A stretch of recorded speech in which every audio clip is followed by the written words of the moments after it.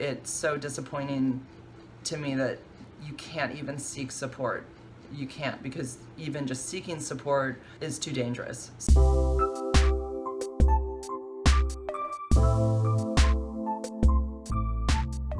Good morning, guys. It's Monday, and I'm in my new office. This is my new office here at the high school locally that I work at.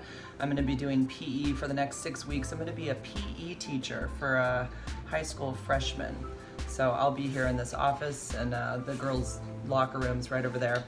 And yeah, it's kind of a nice office, good digs. I'm nice and warm. I've got my heater blasting right here because this place is like a dungeon. It's like the cement dungeon. But it's a really beautiful campus, so I'm glad to be here, and I have a really nice coworker that sits next to me, so it's really nice. But I thought I would just do my vlog from this office this morning and share some things that have been going on my YouTube channel and things kind of behind the scenes. So I've had some funny comments recently on my Chris Watts video. One of them is that I sound like Nicole Kessinger. 5 people have written that. Apparently I sound like her. I don't know if you've heard her in her, for those that don't follow the case, she's the mistress of Chris Watts, and she was interrogated, and she has a pretty annoying voice. It's deep, it's manly. I've been accused of that as well, and apparently it's grates on people's nerves. So 5 people at least have written on my Chris Watts video that I have her voice. So I apologize in advance for anybody that hears that and can't stand my voice. I didn't ever expect to get that kind of comment, but apparently I do. I sound a little bit like her. Let's see. I had a woman, I don't want to like kind of switch gears here. So this is in regards to HIV and how bad the stigma is. And I don't think people really understand that if you're not HIV positive, how much just the stigma alone can affect somebody. So I have a private support page that I started back in February. Boy, it's been 2 years now. My gosh, I just passed the 2-year date. I didn't even realize it. It was like the 17th of 2017. Because I had a group of women, by the time my video had come out, within like 5 months, I had a group of women that were communicating with me regularly, and it was just becoming kind of overwhelming, and I knew they needed support. So I made a private group page on Facebook to put them together so that they could all talk to each other, and it was an amazing moment for me when I finally got them all linked up. So I did that, and so I've been continuing to add women to the group for the last 2 years, and I've got about 180 on the group right now from all over the world, and it's a really safe place for them to be. And you know, I'd say over 90% of them are incredibly private about their status, and they don't share it with, a lot of people don't share it with anybody. They just live knowing that they have this, but they don't let anybody know about it. And so like just living like that in general, I think is, that's not easy, having the secret that you're so worried about other people finding out about. But on this page, they know they can ask anything, and they know that everybody else out there is feeling the same thing. So it's really safe. I'm so happy that I have this and proud of it, and it's a really amazing thing to be able to offer to women that are HIV positive. So anyway, I had a woman that contacted me through Instagram, and she's in Africa, and she didn't know about the page, and she had just reached out to me and said, you know, that she saw my Instagram and she felt like she was so thankful that there was somebody else that she could talk to about this. And I said, well, let me tell you, I got this private page, and you don't need to just talk to me. You're gonna have a bunch of new sisters basically that you can talk to. And she was skeptical at first because she's incredibly private about her status. Nobody knows about it, and she's got children and they don't know about it. And so she was really hesitant, and I tried to, you know, calm her nerves, but I didn't want to like force her into it or make her feel in any way like, because she was so hesitant. I thought the more I push, the more she's gonna be like, I'm not doing this. Why is she pushing this? So I just said, it's, you know, it's totally up to you. It's available if you want it. It's free. It's safe. I guarantee you that the women on this page are literally just as worried as you are about their status. So, you know, and I think there's a couple people on there that don't even show a picture. It's kind of like there's a unspoken sisterhood on the page, and there's an unspoken basically like security for each other, that they're not going to like reveal anybody's identity. So I haven't had any problems at all with anything like that happening, like anybody's name leaking out, nothing like that. So I basically tried to explain that to her, that she didn't have anything to worry about. And we kind of went back and forth through the day. I gave her a little bit more information, and finally she decided that she wanted to join. I said, oh my gosh, great. So got her connected, and like I said, it's through Facebook, but you can't even search for it. It's not available to anybody. Nobody can find it unless I join you. So I'm the administrator, and like I said, you cannot find it on Facebook. Nobody knows the name of it unless you're in it. And so I joined her to the group, and I basically told the group, I always introduce the new person, the new lady, and I said, I kind of gave everybody a little bit of a background about her hesitation to be in the group. And the ladies in this group are just amazing. They all came through with messages, immediately, welcome sister, welcome to the group. And they confirmed over and over again how safe it is for her to be there. And I know for her, and for anybody that's new to the group, as an HIV positive woman, you feel very isolated and alone, or anybody with HIV mostly, we have that common feeling of isolation. And so to join a group and see all of these messages coming up, knowing every single one of them is also HIV positive, lives with the same secret and fears, it's so comforting. And so these women were responding with such amazing, comforting messages to her, and I'm always just like, damn, like I don't ask him to do that. And I'm like, thank you guys, like you guys backed me in the best way, and said to her exactly what I knew would be helpful for her to be on the page. And so she was on for about 2 hours and thanking people, and then all of a sudden she wrote to me and said, I'm so sorry, thank you so much for offering this to me, I just can't do it. And she said that her kids are on her phone, and she's way too concerned that they would eventually figure it out or see something or see a message.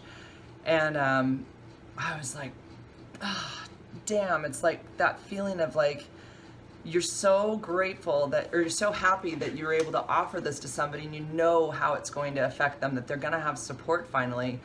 But the stigma is so bad that there's such a fear that her kids would find out that she actually had to back out of it.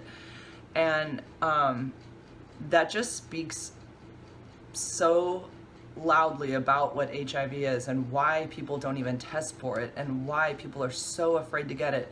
It's not because of the medical part of it, it's because of the stigma 100%. I mean, that's all I hear over and over again. Disclosing also if you're HIV positive is one of the worst, most scariest things. Can you imagine? No one's asking to have HIV, no one wants this. And so everybody that gets that diagnosis has that same feeling like, oh, what? Like, this is me now? There's nobody that gets the diagnosis and is like, yeah, this is fine, whatever, whatevs, just move on with it. It's shocking to everybody. And so there's no one that's getting this diagnosis and, basically taking it in stride. It's a really, really hard diagnosis to accept. And then now you're a person with HIV. Now it's like you feel like you're an outcast in society. And now you have to try to tell a new sexual partner that you're HIV positive. It's the hardest thing. Thank God I have not had to deal with that. I had a partner that was with me, that stayed with me. But that's not always the case. And it's one of the hardest things about having HIV is disclosing to somebody. And so, or sharing just with people in general, because people look at you differently after, even though, it's just this virus. It's just a little virus. Like, I was thinking in my head about her not being able to be part of the group. If she had the flu, which is also a virus, or herpes, or, a cold, there wouldn't be this big secret. It's like, there has to be this big secret, which I find totally absurd, because I know what I live with. It doesn't affect me. I take a pill a day and I feel absolutely fine. I don't look different. I don't feel different. It's not affecting me. It doesn't affect my family. It doesn't affect my boyfriend. It doesn't affect anything. I just take a pill. That's it. And I see my doctor every 3 months. Big deal. I already said it. People don't like when I say big deal, but big deal. It's not a big deal. To me, it's not a big deal. And to a lot of people I know who have HIV, it's the same thing. It's a pill. They consider it a chronic manageable condition today. So I wrote to the women on the page and I said, I'm so sorry to report, because this hasn't happened before. I've never had anybody back out after they joined. I don't think so. It may have happened once or twice before. I can't remember. But this one just recently happened, and it hasn't happened in a long time if it has happened. So I told the women on the page that I'm so sorry, but so-and-so decided that she wasn't feeling safe because she's worried that her kids will be on her phone and they'll see something, so she had to back out. And again, it's so disappointing to me that you can't even seek support. You can't, because even just seeking support is too dangerous. So you have to live in this isolated world, and you can't even, that's why some people don't even get their medication, because they're afraid that somebody will figure it out in line at the pharmacy that they're picking up medication for HIV. That's honestly in some places that's why people don't get their medication. And so anyways, the women on the page were like, putting, the crying emoji and, just super bummed. Like they felt like they didn't even know her longer than 2 hours, and they already felt like they lost, a friend. And it was, it's heartwarming to me to see that also, that these women feel this immediate bond for a new woman that joins the group. We don't need any information about you. You're just automatically accepted. We get it. We totally get it. And so 2 hours later, she had left. And so I think it was about a week later, which was just a few days ago, she sent me a message and she said, I thought about it, and I am making another account for Facebook so that I can join again. So oh my God, I was so happy. So I put a little message out on the group. I actually did a video and I just said, remember so-and-so? Remember she had to leave? I said, she's back. So I was like, yay. So anyways, she's back on her page. I just got a message on my phone. She's back on her page, and I'm so happy that she found a way to be on there and feel safe and do it in a way that worked for her. And yeah, so that's how HIV is. It's just all about worrying about who the heck knows. I tell you, I've got it the easiest because I don't have a secret. I'm super open about it, and I don't have to live with that fear. But a lot of people do. Most people do. Most people don't share it and keep it quiet. But I think that sometimes I have it easier because I just openly talk about it, even though I have people on YouTube that'll say horrible things to me. I still think overall it's easier for me because I don't have to have this thing bottled up in me. I talk about it openly. I talk about it like I have a cold. I mean, that's about how I feel about it.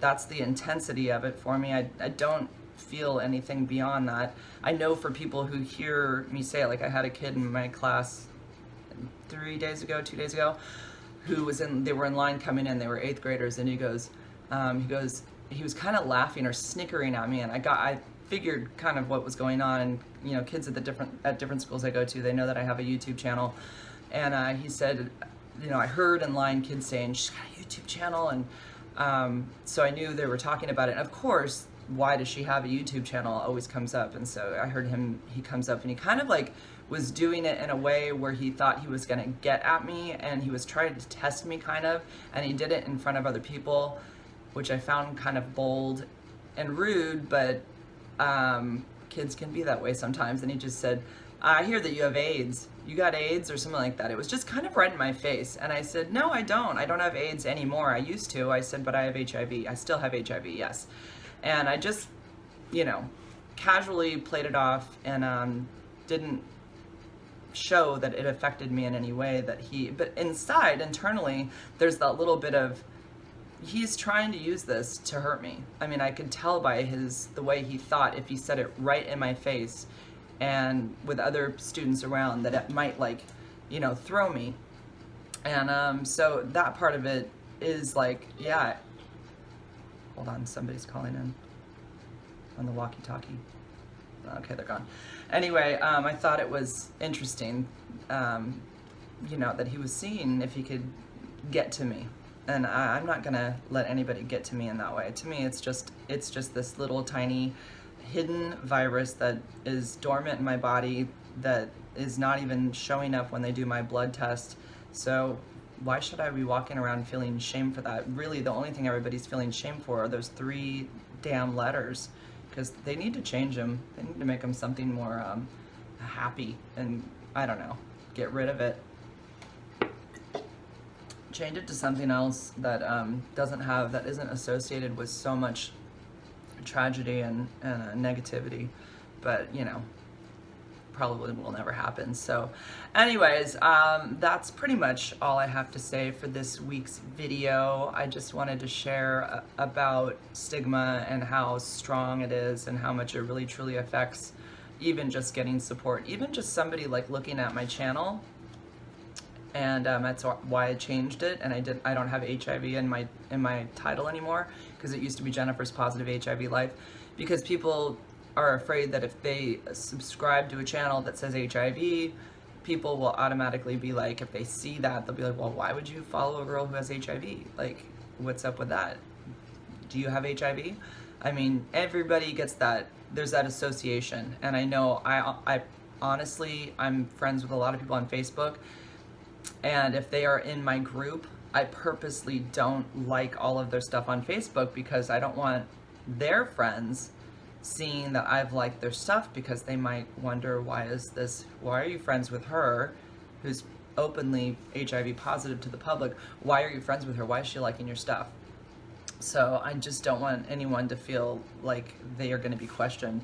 But that's truly how it is. And even, of course, my boyfriend's, he's in the hot seat completely. He's the one who has sex with me. So, sorry, my kids, but he does. And, it's, and he's obviously HIV negative. He's not going to get it from me. I'm undetectable. I'm a woman. I've talked about all these things so many times, but he, he doesn't let it bother him. He's awesome. And he's so great for Stigma. I love that he, is able to just, be this guy by my side, and he's very comfortable, sharing that he's not afraid of me, and it doesn't affect us. I mean, the only reason we ever talk about HIV, he and I, is because of my advocacy and my channel. It's not because I have it. We don't talk about it in that way. It never comes up in that way. Our relationship is void of HIV talk when it comes to me and him. We don't think about it. It's just me and him. There's no HIV wall between us in any way. And I mean, he's amazing for that, for being able to just see me as me without HIV, or with HIV, but in his mind, he doesn't see me any differently. So that's true love, man. I'm a lucky girl. Okay, so I'm gonna wrap it up for this week, and I hope you guys have a great week. I'm gonna try to keep doing this. It's so much easier just to talk and not edit. I don't want to edit. Editing's a pain in the butt. So, oh yeah, and a lady wrote on my channel that I had died. Her name was, her last name was Nutella. What a name, what a last name. I keep wanting to say Norma Nutella, but it was Paula Nutella. So she wrote on one of my videos that I had died, and that I had made videos in advance because I had died of AIDS. I don't know why anybody would do that, considering it wouldn't be hard for me to prove that I'm not dead. But that's just straight up mean shit, and it's pretty sad and gross that people want to, put that information out there. And some people actually, it upset them, and they thought something had happened to me. So, this is what's out there in YouTube land, people that are pretty nasty, and I don't know what their point was or what they were gaining from saying that I had died. I have no idea. It's just really sad, honestly, that people would go to that length. But anyways, I just made sort of a joke out of it, and people said, where do I send the flowers? Or I had so many funny comments from that after. People were really creative. It was actually quite funny. So I appreciate everybody that understood the humor in it and added to it and kept the joke going because it made my day for a couple days. It was very funny, all the comments. So it's on my Instagram story if you guys want to check it out. There are some very funny comments. People put rest in peace, and I put rest in peace me because, I didn't realize that I died, but I guess apparently I did. So, okay, that's all for now. Everybody have a great week, and I'm gonna have to start my class soon. We're doing indoor soccer today. All right, guys. Thanks for subscribing, and I'll be back next week. Bye.